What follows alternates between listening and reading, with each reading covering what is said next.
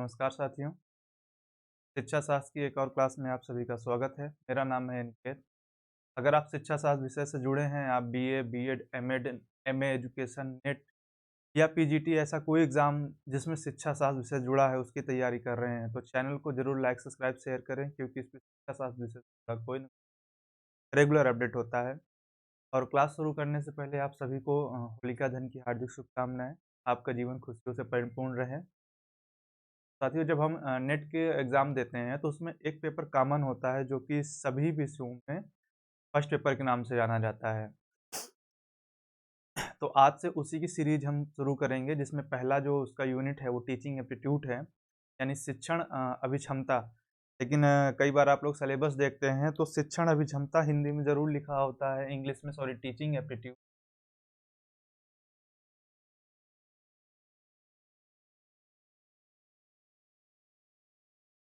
लेकिन जब प्रिंट निकलवाते हैं तो कई जगहों पे शिक्षण तो सेम मिल जाता है, लेकिन यहाँ पे अभिक्षमता की जगह आपको अभिवृत्ति लिखी मिल जाती है। ये इसलिए बता रहा हूँ क्योंकि अभी मैंने इसका पीडीएफ निकलवाया था हिंदी वर्ज़न में, तो वहाँ पे मुझे अभिक्षमता ना मिल के अभिवृत्ति शब्द मिला है। तो अभिक्षमता और अभिवृत्ति में ज़मीन-आसमान का अंतर है, दोनों बहुत अलग कॉन्सेप्ट है। अभिक्षमता की हमारी मीनिंग होती है कि किसी कौशल या कार्य को करने के लिए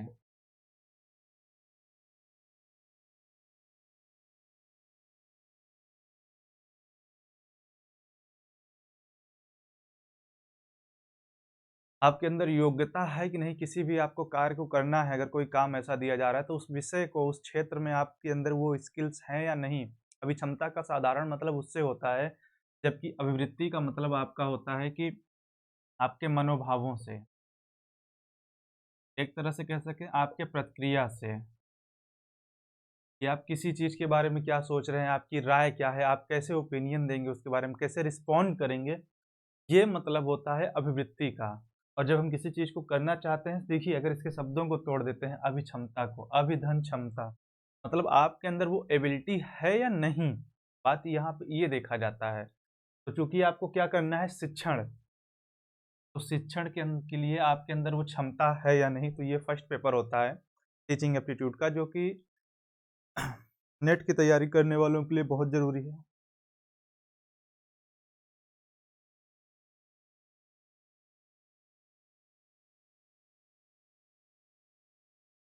अब बात करें शिक्षण क्या होता है, तो शिक्षण नॉर्मली हमारा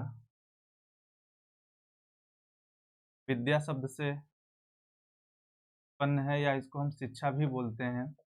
इसकी मीनिंग क्या होती है कि भाई सीखना, सीखना या प्रक्रिया होती है, उसी को हम सार रूप में, मतलब उसको अगर हम एक कंप्लीट वे में कहें, सीखने-सिखाने की प्रक्रिया को हम विद्या, शिक्षण या साइकोलॉजी में जब हम पढ़ते हैं तो हम शिक्षा की जगह पे अधिगम शब्द यूज़ करते हैं, लर्निंग उसके लिए यूज़ करते हैं। तो मतलब अगर हम इसको डिटेल में बताएँ तो इसका मतलब होता है सीखने-सिखाने की एक प्रक्रिया, ठीक है? लेकिन जब हम शिक्षण की बात करते हैं, तो शिक्षण क्या होता है, इसका एक संकुचित रूप हो जाता है, एक पार्ट हो जाता है, एक मेथड हो जाता है।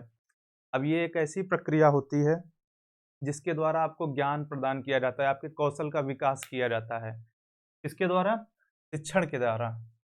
आपको एक ज्ञान दिया जाएगा, आपके अंदर कोई न कोई कौशल को हम डेवलप करेंगे। तो ये जो प्रोसेस होता है वो शिक्षण का होता है, और वो निकला कहाँ से है? विद्या या शिक्षा से है। शिक्षण के द्वारा हम करते क्या हैं कि भाई आपको हम कोई ज्ञान दे रहे हैं, कोई कौशल दे रहे हैं, तो क्या करेंगे? इसके द्वारा हमारा लक्ष्य होता है कि आपके व्यवहार में परिवर्तन लाना। किस प्रकार का परिवर्तन? कि जो परिवर्तन स्थायी हो। ऐसा परिवर्तन नहीं काउंट होता है कि, या नहीं गिना जाएगा कि जो अस्थायी हो, कि कुछ क्षण के लिए हो या कुछ समय के लिए हो। तो ध्यान देना कि व्यवहार परिवर्तन का जो अर्थ होता है, वो लंबे समय तक जो व्यवहार बना रहे, उसके लिए यूज़ किया जाता है।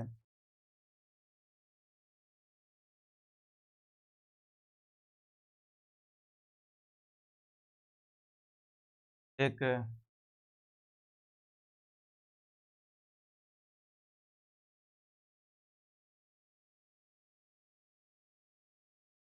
शिक्षा शास्त्री हैं जेम्स एम थाइन, इन्होंने कहा था कि एक साधारण भाषा में इन्होंने कहा कि समस्त प्रकार के शिक्षण का अर्थ सीखने में वृद्धि करना है। इन्होंने कहा कि जितने भी प्रकार की आप टीचिंग करते हैं, जो भी आप शिक्षण करते हैं, उस सभी का जो एक निचोड़ निकलता है कि जो भी आप सीख रहे हैं, उसमें क्या हो, हमें वृद्धि करना है। तो ये मानना था जेम्स थाइन का कि समस्त प्रकार के शिक्षण का अर्थ सीखने में वृद्धि करना है। लेकिन इनकी जो परिभाषा है वो किसी पॉइंट को डिटेल में ना बता के एक बार में संपूर्ण कह देते थे, लेकिन समस्त प्रकार के शिक्षण में ये जब हम करेंगे, तो इसमें एक चीज़ें नहीं आ जाएँगी, आपके व्यक्तित्व से लेके बौद्धिक विकास तक की, मतलब ऑल राउंड डेवलपमेंट की बात की जाती है। अगर इसको ब्रॉड रूप में हम देखें, तो ये कहा जाता है कि आपके ऑल राउंड डेवलपमेंट की बात कर रहे हैं। किसी एक पर्सपेक्टिव से आपका विकास नहीं होना है, आपके सभी पक्षों, आपके बौद्धिक, आपके मानसिक, आपके शारीरिक, ठीक है?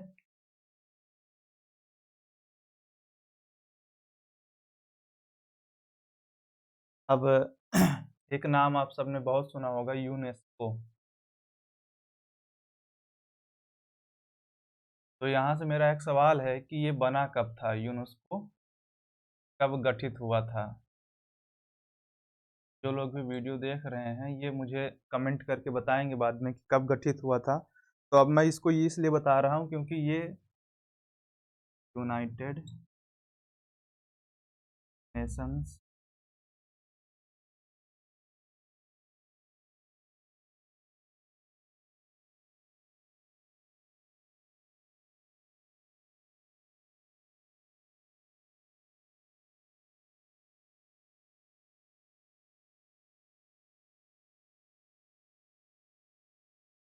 एंड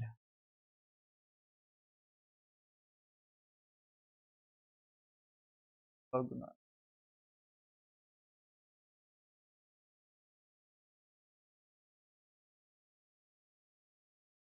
ये इसका फुल फॉर्म होता है, ये तो मैंने इंग्लिश में लिख दिया है यूनेस्को का। यहाँ पे आपका यू हो गया, एन हो गया, एस सी ओ। ये इंग्लिश में मैंने इसका फुल फॉर्म लिख दिया, हिंदी में आप लोग, मतलब आप लोगों के लिए 2 सवाल हैं। ये बना कब था? किस वर्ष में? ठीक है? किस वर्ष में ये बना? पहला सवाल ये है। दूसरा, इसका हिंदी फुल फॉर्म क्या है?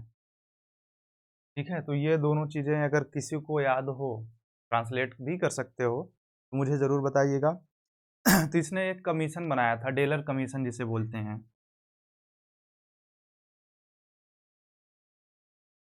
टेलर कमीशन जो कि 1996 में अपनी रिपोर्ट दी थी उसने। किसने दिया था इसमें थे? Jacques Delors. उन्हीं के नाम पे इसका टेलर्स कमीशन पड़ा था। जैक्स टेलर ने 1996 में अपनी रिपोर्ट दी थी। उसमें उन्होंने शिक्षा के 4 स्तंभ बताए थे। जिसमें उन्होंने बताया था, पहला जो था कि लर्निंग टू बी, दूसरा इन्होंने बताया था लर्निंग फॉर नॉलेज,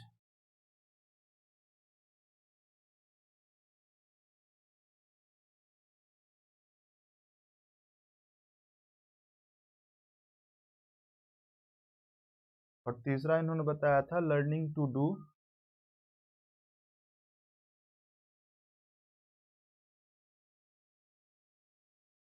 और चौथा बताया था इन्होंने लर्निंग टू लिव टुगेदर।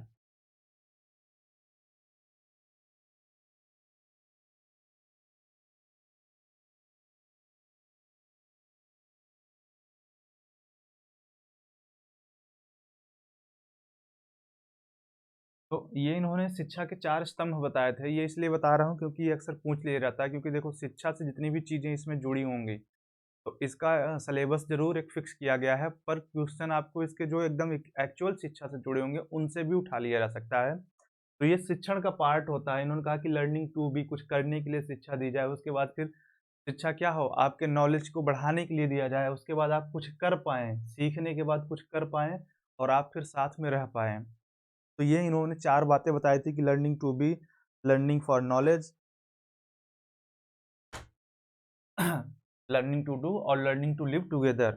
इन्होंने कहा कि ये शिक्षा के 4 स्तंभ हैं, ये यूजीसी नेट फर्स्ट पेपर में भी है और शिक्षा शास्त्र जिनका विषय है, उनके लिए भी ये सवाल है क्योंकि ये उनके सिलेबस का भी हिस्सा है। तो इस चीज़ को ध्यान रखना कि इसको किसने दिया था, कब दिया था और जो मैंने सवाल किया है कि यूनेस्को का फुल फॉर्म क्या है हिंदी में और इसका गठन कब हुआ था। दूसरी चीज़ है कि अगर हम शिक्षण प्रक्रिया को जो हमारी टीचिंग प्रोसेस है इसको हम 2 रूप में लेते हैं। एक फॉर्मल रूप में लेते हैं, यहाँ पे क्या होती है चीज़ें फिक्स होती हैं, अगर एक भाषा में कहा जाए तो चीज़ फिक्स होती हैं।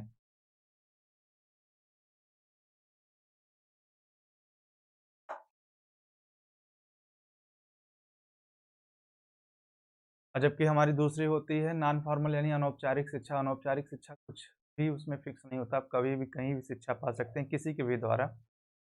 तो शिक्षण को जब हम व्यापक रूप में लेते हैं तो ये फॉर्मल के बंधन में नहीं बनती है। शिक्षण को जब हम व्यापक रूप में लेते हैं तो ये जीवन पर्यंत चलने वाली एक प्रक्रिया होती है। क्या है ये आपका एक लाइफ लॉन्ग प्रोसेस है, जो कि आपके जन्म से शुरू होके आपकी मृत्यु तक चलेगा। जब तक आपकी डेथ नहीं हो जाती तब तक आप जीवन में कुछ न कुछ अनुभव करते रहते हैं, कुछ न कुछ सीखते रहते हैं। तो समस्त प्रकार के जो भी आप अनुभव ले रहे हैं, सीख रहे हैं, उसी को क्या कहा जाता है? शिक्षा कहा जाता है। अब दूसरी चीज़ शिक्षा और शिक्षण में अंतर है, तो उस चीज़ को मैं यहाँ एक्सप्लेन कर देता हूँ कि एजुकेशन और टीचिंग में क्या अंतर है। यहाँ पे मैं टीचिंग लिख देता हूँ,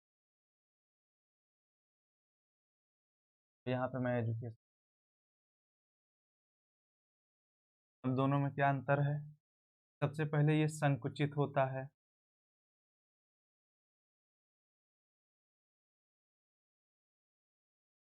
दूसरा ये व्यापक होता है। वो किस आधार पे होता है? ये एक शिक्षा की विधि है या हम कह सकते हैं तरीका है, जिसके द्वारा क्या किया जाता है? शिक्षण दिया जाएगा। और शिक्षा क्या है? शिक्षा का एक अंग है शिक्षण। पहली चीज़ ये हो गया कि ये संकुचित अर्थ में होता है, उसका उपयोग व्यापक रूप में लिया जाता है। दूसरा शिक्षण एक विधि है, एक तरीका है जिसके द्वारा आपको टीचिंग आपको कुछ सिखाया जाएगा और जबकि इसी का एक अंग या जो पार्ट होता है वो होता है शिक्षण होता है।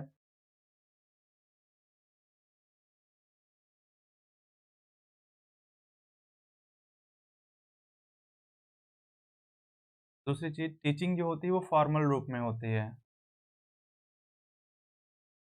फॉर्मल रूप में होती है जिसको मैंने भी बताया कि चीज़ें फिक्स रहेंगी। एक निश्चित समय के बाद आपकी टीचिंग या पढ़ाई अगर करते हैं तो कितनी बड़ी डिग्री ले लेंगे। एक निश्चित समय के बाद आपकी लास्ट डिग्री खत्म हो जाएगी। जैसे अगर टीचिंग फील्ड में सबसे बड़ी डिग्री होती है, पीएचडी करते हैं लोग। पीएचडी करने के बाद कुछ करने लायक रह नहीं जाता कि हाँ, अब ज़बरदस्ती आप कुछ कर लें कि हाँ, मुझे और कोई कोर्स करने हैं। लेकिन आप जिस क्षेत्र में होते हैं और जैसे आपने बीए किया, एमए किया, ठीक है? नेट जेआरएफ क्वालीफाई किया और आपने पीएचडी कर ली, लास्ट डिग्री। बहुत करने का मन हुआ बीएड, एमएड के लिए, लेकिन इसके बाद क्या करेंगे?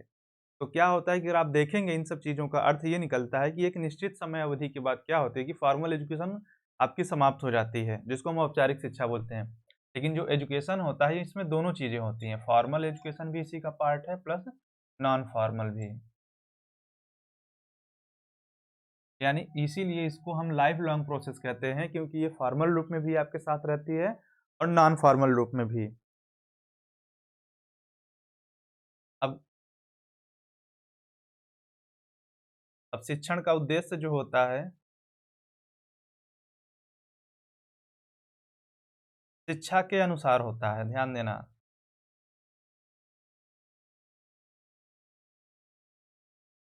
इस शिक्षण का अपना कोई उद्देश्य नहीं होता है, उसका जो उद्देश्य होता है वो शिक्षा के अनुसार होगा कि किस प्रकार की हमें शिक्षा देनी है, उस प्रकार के उद्देश्य है। लेकिन जब हम एजुकेशन की बात करेंगे तो ये राष्ट्र के अनुसार होता है, यानी व्यापक रूप से होगा, सामाजिक दार्शनिक, राजनैतिक, इन तथ्यों का ध्यान रखते हुए हम शिक्षा देते हैं। जबकि जब हम शिक्षण कर रहे होते हैं तो हमें देखना है कि हमारी शिक्षा कैसी है, किस प्रकार की हम शिक्षा दे रहे हैं। जैसे हमें विज्ञान शिक्षण देना है तो हम विज्ञान के टीचिंग मेथड्स का यूज़ करके खत्म कर देंगे शिक्षा देके। लेकिन जब हम एजुकेशन की बात करेंगे, शिक्षा की बात करेंगे तो ये क्या करेगा कि राष्ट्र, सामाजिक हो गया, उसके सामाजिक, दार्शनिक एवं राजनैतिक पक्षों का अवलोकन करते हुए क्या होगी शिक्षा देती है।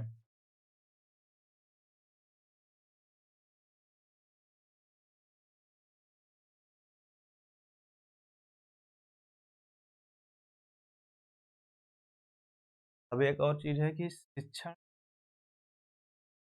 एक विधि है के द्वारा शिक्षा को क्या बनाया जाता है? प्रभावशाली। तो एक चीज़ समझ में आया कि टीचिंग जो होती है वो क्या करती है? शिक्षा को प्रभावशाली बनाने का काम करती है। और वहीं पे शिक्षा क्या करती है? बालक के सर्वांगीण विकास में